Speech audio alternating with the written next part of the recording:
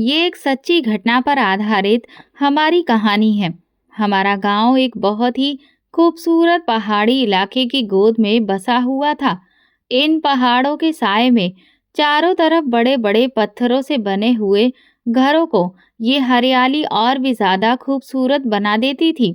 आसपास के इलाकों को घने लंबे लंबे पेड़ों ने चारों तरफ से अपनी छत्र छाया में ले रखा था। हमारे घरों से थोड़ी ही दूर पर उस पहाड़ी इलाके में एक बहुत खूबसूरत घाटी थी, जिसमें से ताजे पानी का एक झरना बहता हुआ आसपास के इलाके से होकर गुजरता था। ये एक ऐसा ठिकाना था जिसे अगर कोई देख ले तो उसे ऐसा लगे कि शायद स्वर्ग तो जमीन पर ही है। स्वर्ग के लिए कहीं और जाने की कोई जरूरत ही नहीं है। लेकिन कौन जानता था कि एक दिन इस स्वर्ग को किसी की नजर लग जाएगी और ऐसी अचानक से कयामत टूटेगी जिसकी कल्पना कभी किसी ने सपने में भी नहीं की होगी। एक सुबह जब गांव वाले सोकर उठे तो बाहर का नजारा देखकर उनके होश उड़ चुके थे, क्योंकि आधा गांव पहाड़ से टूटकर गिरने वाले भारी भारी पत्थरों के तले दब चुका था। और अब बस कुछ ही घर ऐसे थे जो कुदरत के इस कहर से बच पाए थे, और उनमें से ही एक हमारा घर भी था। इस खूबसूरत घाटी में बसे छोटे से गांव में रहने वाले सभी लोग एक दूसरे के रिश्तेदार थे। इसी वजह से जिंदा बच जाने वाले लोग अब अपने रिश्तेदारों के लिए बहुत बुरी तरह से रो रहे थे और उनके अंतिम संस्कार की तैयारी कर रहे थे। मेरी बुआ का घर भी इसी लैंडस्लाइड की चपेट में आ गया था। वो मेरे फूफा जी के साथ इस मलबे के नीचे मिट्टी की ढेर में कहीं पर गुम हो गई थी। लेकिन खुशकिस्मती से उनका बेटा अमर और उनकी छोटी बेटी सुमन इस हादसे से बच गए थे। शायद सच ही कहा है किसी ने, जाको राखे साइयां, मार सके ना कोई। ऊपर वाले ने जिसकी जिंदगी बख्शी है उसे कोई हाथ भी नहीं लगा सकता। इस हादसे से एक दिन पहले ही अमर और उसकी बहन सुमन किसी दूसरे गांव में शादी के समारोह में शामिल होने के लिए गए थे, और इसीलिए वो इस हादसे का शिकार होने से बच गए। जब वो दोनों भाई बहन लौटे तो ना तो उनका घर बाकी बचा था और ना ही माँ बाप। सब कुछ पूरी तरह से मिट्टी में मिल चुका था। सुमन ने जैसे ही ये सब देखा तो उसके तो शरीर से जान ही निकल गई थी। वो इस हादसे से बेहोश हो गई। उसे तुरंत ही पानी वगैरह पिलाया गया और मुंह पर पानी के छींटे मारे गए। तब जाकर उसे कुछ होश आया। पहले तो वो दोनों भाई बहन एक दूसरे के गले लगकर बैठकर बहुत देर तक रोते रहे, और फिर वो दोनों बहुत ही परेशान हालत में हमारे घर आए। मेरी माँ भी उन्हें गले लगाकर खूब रोने लगी। मेरे पिताजी ने माँ को चुप कराया और कहा कि तुम्हें बच्चों को हौसला देना होगा। अगर तुम उनके सामने खुद इस तरह से परेशान हो जाओगी तो फिर उनकी तो हिम्मत और भी ज्यादा टूट जाएगी। मैं खुद भी अपनी बहन और बहनोई के इस तरह चले जाने से सदमे में हूँ, लेकिन फिर भी मैं अपने गम को अपने अंदर दबाए हुए हूँ। मेरे पिताजी ने उन लोगों को तसल्ली दी और अब हम लोगों को आगे क्या करना है इस बारे में सोचना था, क्योंकि अब तो ऐसा लग रहा था कि हमारे सर पर मौत मंडरा रही है। जब ये हादसा एक बार हो सकता है तो न जाने कब इस पहाड़ से किसी भी वक्त दोबारा फिर से पत्थरों की बरसात हो सकती है, क्योंकि पहाड़ी इलाकों में तो ऐसा होता ही रहता है। हालांकि हम यहाँ के निवासी हर वक्त इस तरह के किसी भी हादसे के लिए ज़हनी तौर पर तैयार रहते हैं, लेकिन फिर भी अपनों को खो देने का गम हमारे लिए सहना बहुत मुश्किल पड़ जाता है। मेरे पिताजी ने अपने एक दोस्त मनोज से बात की, जो कि शहर में रहते थे। उन्होंने मेरे पिताजी से कहा कि तुम यहाँ शहर में मेरे पास आ जाओ और नौकरी वगैरह या किसी भी काम की फिक्र भी ना करो, क्योंकि यहाँ पर मेरा अपना एक स्टोर है और जहाँ पर हमें एक बहुत ही काबिल और मेहनती इंसान की ज़रूरत है। तुम्हारे बच्चों के रहने का इंतज़ाम भी हो जाएगा और रोजी रोटी के लिए भी तुम लोगों को भटकना नहीं पड़ेगा। इतना सुनना था तो हमें तसल्ली हुई, क्योंकि बस इसके अलावा अब हमें और क्या चाहिए था। हमारे आगे अब यहाँ से जाना मजबूरी थी, क्योंकि हमारे इस खूबसूरत से गांव पर तो अब मौत का साया मंडरा रहा था। उसकी खूबसूरती को दहशत ने ढांप लिया था। मेरी माँ ने भी पिताजी को यही राय दी कि हम लोग शहर चलकर रहते हैं, वहाँ पर कम से कम रोजगार भी मिलेगा और जान को खतरा भी नहीं होगा, और फिर रहने का इंतजाम भी मनोज भाई साहब कर देंगे। जिस शहर में वो काम करते हैं, वो बहुत बड़ा शहर है। इस तरह से हमारे बच्चों को अच्छी शिक्षा हासिल करने का मौका भी मिल जाएगा। मेरी बुआ के बेटे अमर गांव में ही नौकरी करके अपनी जिंदगी जी रहा था, जबकि सुमन तो अभी सिर्फ 14 साल की थी और वो अकेली तो नहीं रह सकती थी। इसीलिए मेरे पिताजी ये चाहते थे कि वो दोनों भी हमारे साथ ही चलकर रहें, मगर अमर ने इस बात से साफ इनकार कर दिया। उसका कहना था कि मुझे अपने गांव में बड़ी मुश्किल से एक अच्छी और सरकारी नौकरी मिली थी। अगर मैं शहर गया तो वहां जाकर मैं नौकरी के लिए परेशान हो जाऊंगा। इसीलिए मुझे अपने गांव में ही रहना है। सुमन भी अपने भाई के बिना हमारे साथ शहर जाने के लिए राजी नहीं हुई थी। उसका कहना था कि मैं वहीं पर रहूंगी जहां मेरा भाई रहेगा। मेरे माता पिता उन दोनों भाई बहनों को उनके हाल पर छोड़कर अपना घर उनके हवाले करके शहर आ गए, क्योंकि उन लोगों का अपना घर तो मिट्टी में मिल चुका था। अपने माँ बाप की ऐसी अचानक दर्दनाक मौत के सदमे की वजह से सुमन की हालत न जाने कितने दिन से नाजुक बनी रही थी। अब तो वो कहीं जाकर थोड़ी बहुत बातचीत करने के काबिल हुई थी, लेकिन फिर भी अब वो बिल्कुल बुझी बुझी सी रहती थी। वापस गांव जाने के बाद तो उसकी हालत अब और भी ज्यादा खराब रहने लगी थी। ये देखकर वहां के रहने वाले लोगों ने अमर को समझाया कि अगर तुम लोग यहाँ पर रहे तो तुम्हारी बहन कभी भी मानसिक तौर पर खुद को संभाल नहीं पाएगी। इसकी वजह शायद ये है कि यहाँ रहते हुए वो हर वक्त अपने माँ बाप को याद करती रहती है। इसीलिए बेहतर यही होगा कि तुम उसको लेकर किसी और जगह पर जाकर बस जाओ। अगर ये यहाँ रहेगी तो पत्थर तले दबे हुए अपने माँ बाप की आत्माओं को हर वक्त आवाज देती रहेगी। जो मंजर उसने देखा है वो उसकी आंखों से ओझल हो जाना चाहिए। अमर ने भी जब अपनी बहन की हर वक्त दुखी शक्ल देखी तो उसने भी सोचा कि शायद यही ठीक रहेगा। इसलिए उसने अपने ऑफिसर से बात की और फिर अपना ट्रांसफर करवा लिया, और इस तरह से फिर वो लोग अपने उस बर्बाद गांव को अलविदा कहकर एक दूसरे गांव में चले गए थे। लेकिन यहाँ भी सुमन की तन्हाई उसके साथ ही चली आई थी। जब वो पहले उस गांव में रहते थे तो वहाँ फिर भी कुछ घर ऐसे थे जिसे उनकी रिश्तेदारियां थीं, जिनके घरों की औरतें हर रोज सुमन के पास आकर बैठ जाती थी और उससे बातें करती थी और उसका दिल बहलाने की कोशिश करती थी। लेकिन यहाँ तो ऐसा कोई भी घर मौजूद नहीं था। अमर भी अपनी ड्यूटी पर चला जाता था। इस वजह से सुमन और भी ज्यादा अकेलापन महसूस करती थी और अपने भाई के पीछे से वो हर वक्त रोती रहती थी। वो तो धीरे धीरे जैसे पागल सी होने लगी थी। अमर अब अपनी बहन की हालत देखकर और भी परेशान हो जाता था, लेकिन अब उसके लिए बार बार अपना ट्रांसफर करवाना भी बहुत मुश्किल था। जिस औरत ने उन लोगों को ये वाला मकान किराए पर दिया था, उसका घर भी बिल्कुल बगल में ही था। उस औरत का नाम संगीता था। वो एक दिन उनके घर पर आई और उनसे पूछने लगी कि यहाँ पर आपको किसी भी तरह की कोई परेशानी तो नहीं है। तब अमर ने उस औरत से बात की और अपनी सारी परेशानी उन्हें बताकर उनसे मदद की गुहार लगाई। जब संगीता ने अमर की सारी बातें सुनी तो उन्हें भी काफी दुख हुआ। उन्होंने रोती हुई सुमन को अपने गले से लगाकर कहा, परेशान मत हुआ करो बेटी, आज से तुम मुझे ही अपनी माँ समझो और मैं भी तो तुम्हें अपनी बेटी ही समझूंगी, बल्कि अब तुम मेरी बेटी ही हो। अब से तुम बिल्कुल भी अकेली नहीं हो, तुम मेरे पास रहोगी।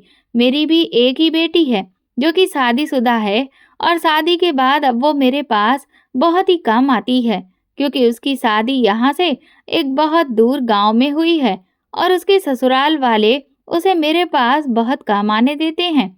मेरा बेटा तो कोई है नहीं और मेरे पति का भी देहांत हो चुका है। मैं भी तुम लोगों की तरह ही अपने घर में बिल्कुल अकेली रहती हूँ और इस अकेलेपन से मैं भी परेशान रहती हूँ।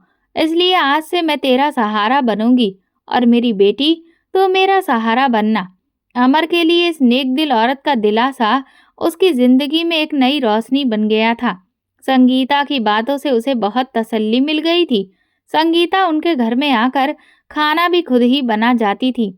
इसलिए अब उन लोगों को खाना बनाने की झंझट से भी छुटकारा मिल गया था। अब अमर अपनी बहन की फिक्र से पूरी तरह से आजाद हो गया था। जब भी उसे किसी काम से शहर जाना होता तो सुमन को वो संगीता मौसी के हवाले कर जाता। संगीता मौसी उसके लिए एक बहुत ही प्यार करने वाली औरत साबित हुई थी। सुमन भी अब पहले की तुलना में थोड़ा सा हंसने बोलने लगी थी। इसकी वजह संगीता ही थी, जो उसके जख्मों पर मरहम का काम कर गई थी। संगीता ने अमर के भरोसे को भी कभी ठेस नहीं पहुंचाई थी और सुमन का उन्होंने बहुत ज्यादा ख्याल रखा था और वो सुमन को हर तरह से खुश रखने और उसे आराम पहुंचाने की कोशिश करती थी। उन्हें तन्हा औरत की जिंदगी में भी सुमन एक ताजा हवा के झोंके की तरह आई थी। उन्हें भी जैसे अपनी बेटी वापस मिल गई थी। अमर अब अपनी बहन पर होने वाले सारे खर्चे को संगीता मौसी को ही दे दिया करता था, ताकि वो भी सुमन को अपने घर पर रखने के कारण उसे बोझ न समझे, क्योंकि संगीता मौसी अमर के पड़ोस में ही रहती थी। इसी वजह से ड्यूटी से वापस आने के बाद वो अपनी बहन को उनके घर से बुला लिया करता था। कई बार रात को भी सुमन संगीता मौसी के पास ही सो जाती थी। ये बहुत बड़ी मुश्किल थी, जो कि अमर के लिए ऊपर वाले के रहमो करम से अब हल हो गई थी। उन्हीं दिनों ऑफिस के काम से बार बार अमर को शहर आना जाना पड़ता था। अब वो पूरी तौर पर संगीता मौसी के ऊपर ही सुमन को लेकर निर्भर हो चुका था और इसीलिए वो फिक्र होकर अपने काम से शहर भी आराम से चला जाता था। अब अगर उसे कुछ दिनों तक शहर में रहना भी पड़ जाता था तो भी उसे सुमन के बारे में सोचकर कोई भी परेशानी नहीं होती थी, क्योंकि अब वो भी काफी खुश रहने लगी थी। सुमन अमर के सामने मौसी की बेहद तारीफें करती और ये जायज भी था, क्योंकि संगीता मौसी ने उसकी देखभाल करने और ख्याल रखने में कोई भी कसर नहीं छोड़ी थी। तकरीबन 1 साल के बाद अमर की दफ्तर में ऐसी ड्यूटी लगी कि उसे 15 दिन शहर वाले ऑफिस और 15 दिन गांव में रहना पड़ता था। उन्हीं दिनों पता चला कि संगीता मौसी का भांजा शहर से उनके पास रहने आया है, जिसका नाम विनय था, क्योंकि अब सुमन ज्यादातर संगीता मौसी के घर पर ही रहती थी। रात को भी वो अक्सर उनके पास ही सो जाती थी। मगर अब विनय के आ जाने से सुमन कुछ घबराहट सी महसूस करने लगी थी। सुमन अब 15 साल की हो चुकी थी और वो लड़का उम्र में उससे तकरीबन 11-12 साल बड़ा था। सुमन की कद-काठी और रंग रूप अब खूब निकल आया था। वो बिल्कुल मासूम सी गुलाब के फूल के जैसी थी। वो इंसान उसे अजीब नजरों से देखने लगा था। सुमन अब अजीब मुसीबत में पड़ गई थी। अब उसको विनय के मौसी के घर में रहने से परेशानी महसूस होती थी। वो इंसान की नजरों को बहुत अच्छे से पहचानती थी, जो अक्सर उसे टकटकी बांधकर देखता रहता था, जिस वजह से उसका वजूद थर-थर कांपता था। अक्सर वो तंग आकर अपने घर वापस आ जाती थी, लेकिन यहाँ भी खाली घर में उसका मन नहीं लगता था, क्योंकि अमर तो घर पर होता नहीं था। आखिर यहाँ अकेले रहकर वो करती भी क्या? और जैसे ही शाम ढलने को होती, उसे अपने ही घर से खौफ महसूस होने लगता था और उसे अपने गांव के घर का वो खौफनाक मंजर, वो मलबा और माँ बाप बहुत बुरी तरह से याद आने लगते थे, जो उसके दिलो दिमाग पर एक भयानक असर डालते थे। उसे ऐसा लगता था कि जैसे वो अपने घर में नहीं, बल्कि किसी भूत प्रेत के साए में रह रही हो। संगीता मौसी के घर पर तो आस पड़ोस की बहुत सारी औरतें बैठने के लिए आ जाती थीं और इसीलिए उनके घर में तो एक रौनक सी लगी रहती थी और उन औरतों की बातों से उसका जी भी बहल जाता था। विनय को आए हुए अभी 5 दिन ही गुजरे थे। जब सुमन ज्यादातर वक्त अपने घर पर ही रहने लगी तो संगीता मौसी ने भी महसूस किया कि वो परेशान रहने लगी है। सुमन कभी कभार मौसी के घर चली जाती, मगर जैसे ही विनय घर पर आ जाता तो वो अपने घर वापस चली आती। इस तरह से उसके बार बार दरवाजे से बाहर निकलने की वजह से संगीता भी परेशान थी और इसीलिए उसने अपने और अमर के घर के बीच बनी दीवार में एक खिड़की लगवा दी, ताकि सुमन को अपने घर जाने के लिए दरवाजे से बाहर गली में ना निकलना पड़े और इस तरह से वो जब भी चाहे तो खिड़की से ही उसका आना जाना आराम से हो सके। और इस तरह से संगीता मौसी को भी कुछ सुकून हो गया और सुमन को भी आसानी महसूस हुई थी। मगर यही आसानी बाद में उसके लिए एक बहुत बड़ी तबाही का कारण बन गई थी। अब विनय की गलत नज़र खिड़की के उस पार भी उसके चेहरे का दीदार करने लगी थी, तो उस मासूम लड़की को इन बेचैन निगाहों ने हद से ज़्यादा परेशान करना शुरू कर दिया था। जब मौसी कभी उसे अपने घर बुलाती, तो वो चली जाती, और जब विनय उनके घर पर होता, तो वो जैसे इधर-उधर छुपने की कोशिश करती। मौसी की बातों का वो सही से जवाब भी ना दे पाती। तब वो शख्स उसके इस रवैये पर और भी ज़्यादा खुद को ताकतवर महसूस करता। अब वो बहाने-बहाने से उससे बात करने की कोशिश करता, तो वो बेचारी सहम जाती। विनय जानता था कि वो घर पर अकेली रहती है। धीरे-धीरे, चुपके-चुपके से विनय ने उस डरी सहमी लड़की को परेशान करना शुरू कर दिया। वो अक्सर उसके पास से गुजरते हुए कोई ऐसी बात कह देता जिससे वो घबरा जाती। सुमन ने शुरुआत में तो मौसी को विनय की शिकायत नहीं की, क्योंकि वो उनका भांजा था और उसे ये डर था कि अगर उन्होंने अपने भांजे से इस बारे में बात की, तो कहीं वो पागल इंसान गुस्से में कुछ ऐसा वैसा ना कर बैठे। वो शख्स उस मासूम सी लड़की पर अपना दबदबा बिठा चुका था। वो हर बार उसे और भी ज्यादा डराने की कोशिश करता था। सुमन को बस संगीता मौसी का ही सहारा था, और अब वो अपने इस सहारे को किसी हालत में खोना नहीं चाहती थी।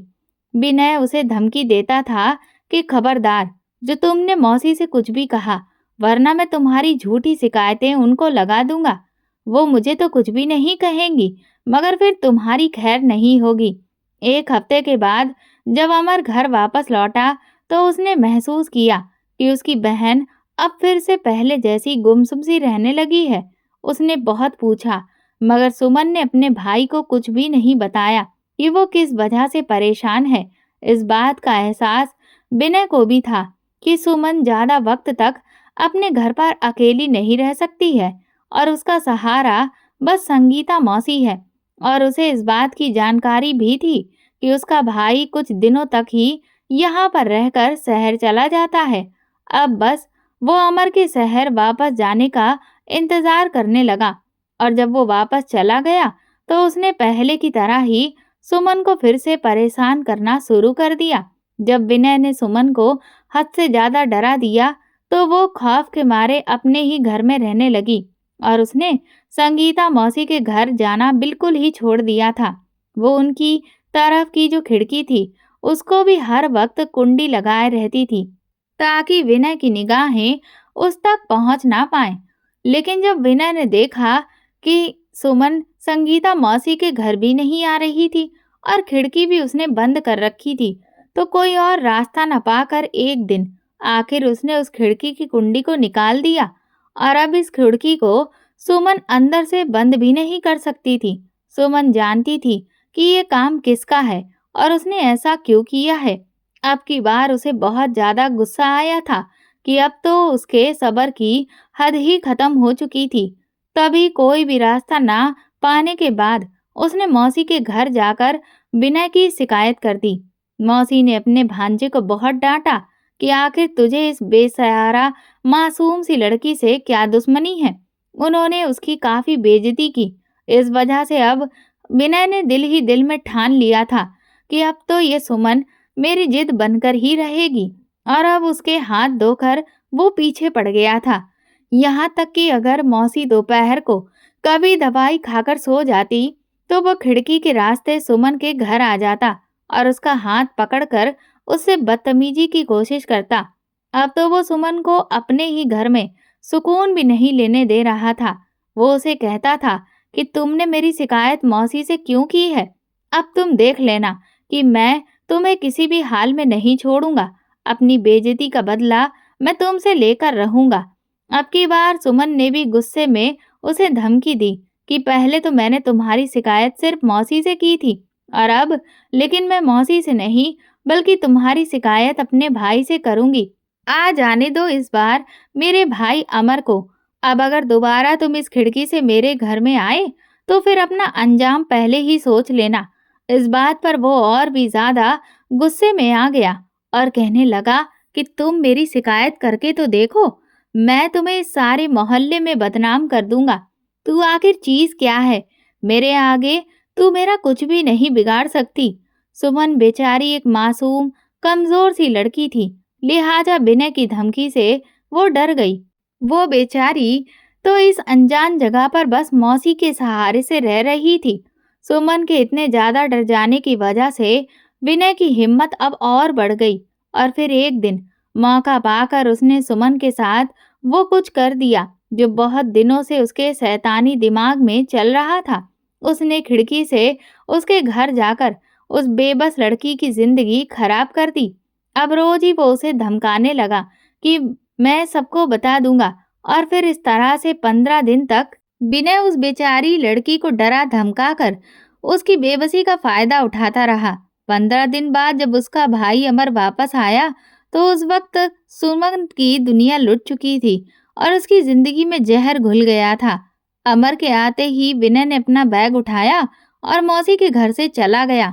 किसी को भी इस बात का एहसास नहीं हुआ कि इस बीच सुमन ने क्या कुछ नहीं सहा था, मगर अमर ने ये जरूर महसूस किया कि उसकी बहन दिन ब दिन कमजोर होती जा रही थी। जब काफी दिनों तक सुमन की ऐसी ही हालत रही तो उसने अपने बड़े ऑफिसर से रिक्वेस्ट की कि उसकी ड्यूटी उसके ही गांव में लगी रहने दी जाए, क्योंकि वो अपनी बहन को दूसरों के सहारे पर नहीं छोड़ सकता।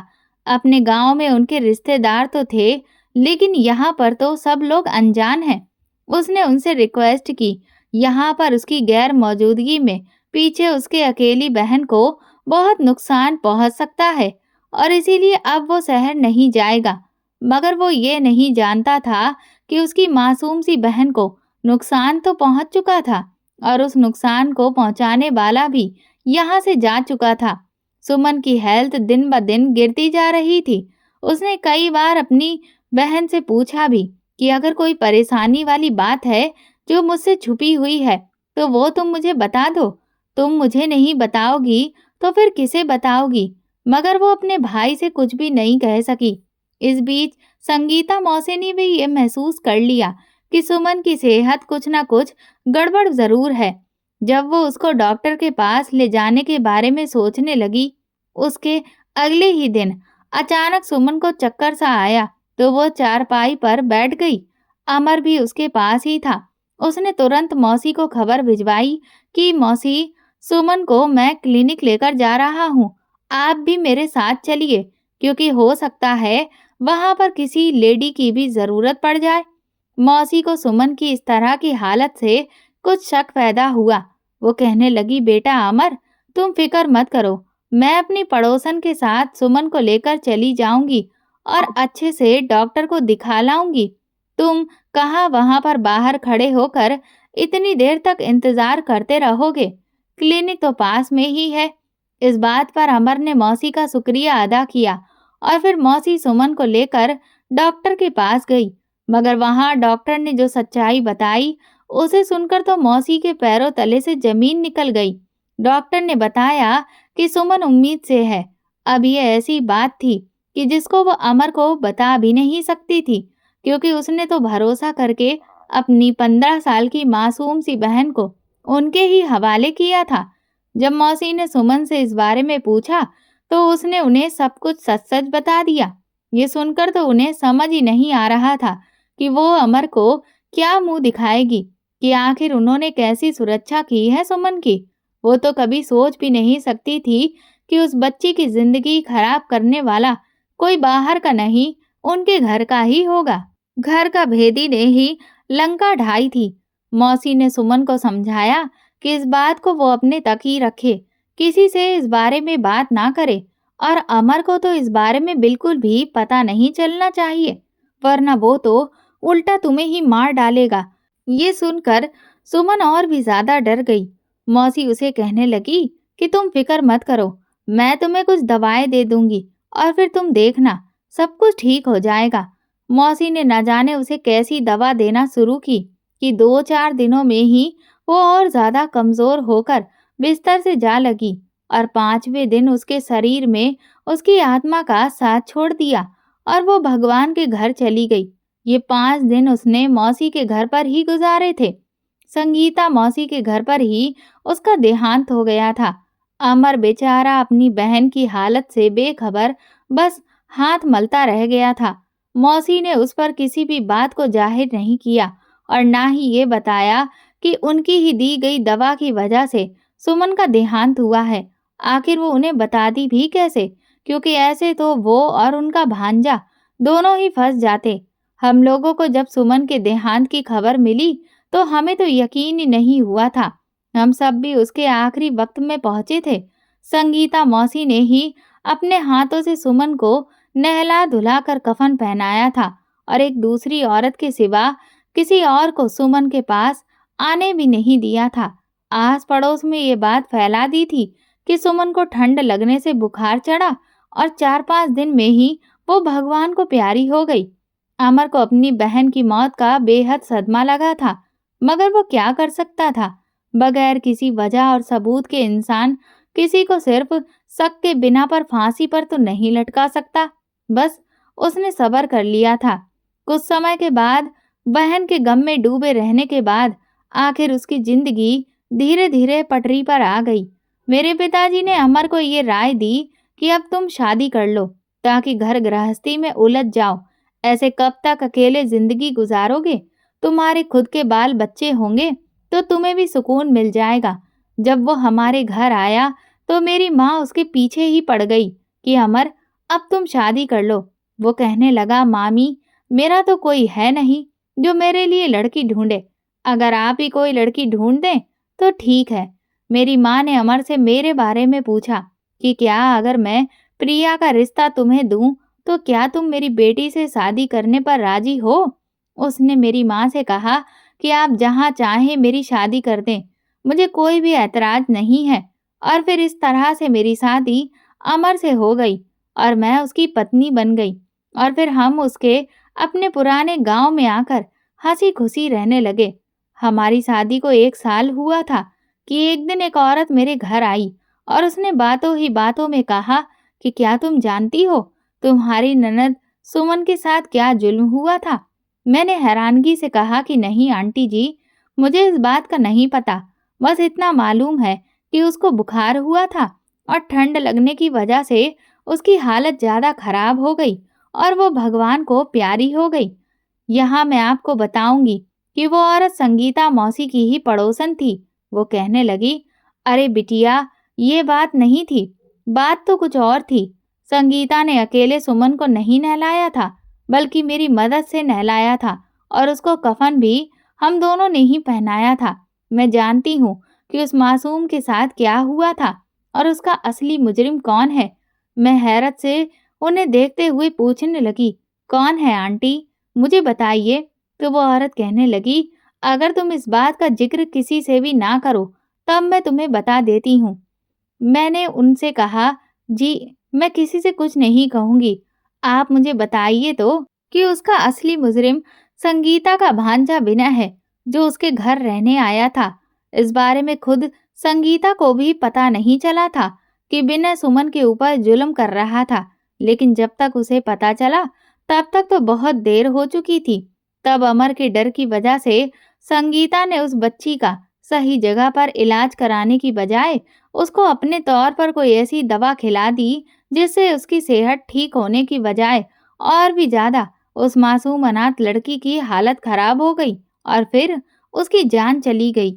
अमर अभी भी इस हकीकत से बेखबर है, जबकि वो आवारा बदमाश लड़का विनय पहले की तरह ही खूब ऐश से अपनी जिंदगी काट रहा है। तुम ये बात भूल कर भी अपने पति को मत बताना, वरना वो विनय की जान ले लेगा। पड़ोसी की बातों से मैं तो बहुत ज्यादा डर गई थी। मुझे तो इस बात की खबर ही नहीं हुई कि कब अमर घर में आए थे और उन्होंने उस औरत के मुंह से आखिरी के कुछ शब्द सुन लिए थे।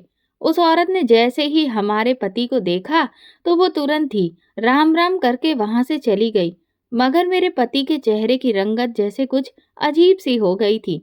मैं समझ गई कि उनके कानों में कुछ ना कुछ तो भनक जरूर पड़ गई है, लेकिन उन्होंने मुझे इस बारे में कोई भी सवाल नहीं किया। मुझे ऐसा लगा कि शायद उन्होंने कुछ भी नहीं सुन पाया है। लेकिन मुझे नहीं पता था कि उनकी इस खामोशी में एक बहुत बड़ी कयामत छुपी थी। बस वो चुपके-चुपके विनय की खोजबीन करने में लगे रहे और वो कई बार उससे गाँव पर भी गए, जहाँ संगीता मौसी रहती थी, मगर उनका विनय ना मिला और संगीता मौसी से उन्होंने कोई मुलाकात नहीं की, ताकि संगीता मौसी को ये पता ना चले कि वो विनय को तलाश कर रहे हैं। वो ये भी नहीं चाहते थे कि उनकी बदनामी को वो औरत हवा देने का कारण बन जाए। इसीलिए उन्होंने अपने दिल की बात को दिल में ही दबा कर रखा। इस हादसे को 5 साल बीत गए थे। हम 2 बच्चों के माँ-बाप बन चुके थे। हमारी अपनी दुनिया आबाद हो चुकी थी और मैंने समझ लिया था कि अमर ने उस सुनी-सुनाई बात को भुला दिया है। भला सुनी-सुनाई बात के पीछे वो भी जो किसी औरत ने कही हो, कोई भी समझदार मर्द किसी को नुकसान कैसे पहुंचा सकता है। लेकिन बदकिस्मती से एक दिन उनका टकराव एक ऐसे शख्स से हो गया जिसने उनके अंदर सोए हुए जख्म को फिर से हरा कर दिया। उस दिन वो ऑफिस से घर आ रहे थे कि उन्होंने अपने घर के पास 2 आदमियों को आपस में बातें करते सुना। एक शख्स हमारी पड़ोसी से कह रहा था, हाँ ये उसी अमर का घर है जिसके माँ बाप लैंडस्लाइड के मलबे में दबकर भगवान को प्यारे हो गए थे। तभी एक और शख्स कहने लगा, अच्छा वो अमर जिसकी बहन उस बदतमीज विनय की वजह से इतनी जल्दी इस दुनिया को छोड़कर चली गई। इस पर वो आदमी बोला, हाँ ये बात तो मुझे भी मेरी बहन ने ही बताई थी। उसी ने उस बेचारी लड़की को आखिरी बार संगीता के साथ नहलाया धुलाया था। भगवान की मार पड़े उस संगीता को। उसने अब फिर से उस बेगैरत भांजे को अपने घर में रखा हुआ है। मेरा बस चले तो उस कमबख्त इंसान को गोली मार दूं। ये सुनकर अमर का हौसला, जो इतनी बड़ी बात को भुला चुका था, एक बार फिर से उबाल मारने लगा। अमर के कान लाल हो गए। वो घर आया और मुझसे कहने लगा कि मैं एक दिन के लिए संगीता मौसी के गांव जा रहा हूँ। मुझे अपने पुराने ऑफिसर से कोई काम है जो इस गांव में रहता है। अमर की ये बात सुनकर मेरा दिल दहल गया। मैं दिल ही दिल में भगवान से प्रार्थना करने लगी कि सब कुछ ठीक हो। न जाने किस वजह से ये उस मनहूस जगह पर जा रहे हैं। मैंने उनसे कहा कि आप जल्दी ही आ जाइएगा और आप बताइए तो कि वहाँ आप क्यों जा रहे हैं? क्या सच में आपको यही काम है? आप जब तक लौट कर नहीं आ जाएंगे, मुझे चैन नहीं मिलेगा। शायद वो भी सोच रहे थे कि मैं न जाने ऐसी बातें क्यों कर रही हूँ। वो कहने लगे, तुम फिक्र मत करो, मैं जल्द ही आ जाऊंगा। बस मुझे थोड़ा सा काम है और तुम बच्चों का ख्याल रखना। ये कहकर वो बाहर निकल गए और फिर कभी लौट कर ना आए। वो जब उस गांव में गए और उन्होंने संगीता मौसी के घर पर दस्तक दी, तो इत्तेफाक से विनय ने ही दरवाजा खोला था। उस वक्त वो एक बड़ा सा खंजर अपने साथ लेकर गए थे। बस उन्होंने तुरंत ही उस विनय का काम तमाम कर दिया था। उसके बाद उन्होंने खुद पुलिस स्टेशन जाकर अपनी गिरफ्तारी दे दी कि मैंने उस बेकमबख्त विनय को उसके किए की सजा दे दी है। इसके बाद अमर कानूनी कार्रवाई से नहीं बचे और उनको जेल हो गई और फिर उम्र कैद हो गई। मगर उम्र कैद पूरी होने से पहले ही वो अपनी जिंदगी से आजाद हो गए और मुझे और मेरे बच्चों को एक बहुत बड़ा दुख देकर गए। अब हम जब तक भी जिएंगे, हमेशा इस दुख को सहते रहेंगे। मुझे तो यही लगता था कि वो अपनी बहन का दुख भूल चुके हैं और अपने बाल बच्चों के साथ अब खुशी खुशी रह रहे हैं। मगर बुरा हो इन बिना सोचे समझे बात करने वाले लोगों का, जो ये नहीं जानते कि वो क्या कह रहे हैं और कौन उन्हें सुन रहा है। उनके मुंह से निकले हुए शब्द कई बार किसी की जान भी ले सकते हैं। अमर की मौत के बाद जो भी लोग हमारे घर पर दुख प्रकट करने के लिए आए थे, उनकी भी जुबानें बंद नहीं हो रही थी। वो मेरे बच्चों के सामने वही पुरानी बातें दोहरा रहे थे। कोई सुमन की वो कहानी दोहरा रहा था, तो कोई विनय को किस तरह से मारा गया, इन सब बातों पर चर्चा कर रहा था। शांति पाठ के बाद एक दिन बातों ही बातों में मेरे भाई ने जब मुझे ये सारी बातें बताई, तो मैंने अपने कानों पर हाथ रख लिए। अब मुझे समझ आया कि ये वो तीलियां थीं जो जलती हुई उन कमबख्त लोगों की जुबानों से निकाली गई थीं और इन्हीं तीलियों ने मेरे पति के अंदर सोए हुए इंतकाम को आज दिखाकर उन्हें कातिल बना दिया था। इसी वजह से उन्होंने इस पल ना तो अपने बच्चों का ख्याल किया कि वो अनाथ हो जाएंगे और ना ही मेरा। कि मैं विधवा होकर अपनी सारी जिंदगी कैसे गुजारूंगी, जो आज बहुत दिनों पहले ही ठंडी पड़ चुकी थी। ये पंचायती इंसानों ने अपने तानों से उसको दोबारा भड़का दिया। ये जज्बाती लोग कब ये सोचेंगे कि उनकी की गई बातों का अंजाम बाद में दूसरों को सारी जिंदगी भुगतना पड़ता है। आज भी जब मेरे बच्चे रोते हुए घर आकर मुझे ये कहते हैं कि फलाने बच्चे ने मुझे ये कहा कि तुम्हारा बाप कातिल था, तो मेरा दिल दर्द से फटने लगता है। मेरा दिल जानता है कि मेरे पति किस कदर नरम दिल इंसान थे। वो तो किसी अनजान की तकलीफ को देखकर भी बहुत परेशान हो जाते थे। उन्होंने अपनी सारी जिंदगी एक अच्छा इंसान बनकर ही गुजारी थी। पहले उन्होंने अपने माता पिता को खोया और फिर अपनी बहन को। वो बुरे इंसान बिल्कुल भी नहीं थे, मगर हालात ने उनको कातिल बना दिया था। लेकिन आखिर इस सब में कसूरवार कौन था? जो असली गुनाहगार था, उसे तो एक बार में ही उसके किए की सजा मिली, लेकिन मेरे बच्चे और मैंने बिना कोई गुनाह किए भी पूरी जिंदगी सजा भुगतेंगे। दोस्तों, अगर आपको हमारी कहानी पसंद आई हो तो कमेंट करके ज़रूर बताएं और वीडियो को लाइक करके ज़्यादा से ज़्यादा शेयर करें। चैनल पर नए हैं तो सब्सक्राइब करें और हाँ, नोटिफिकेशन बेल को ज़रूर दबाएं ताकि अगली अपडेट सबसे पहले आपको मिले। धन्यवाद।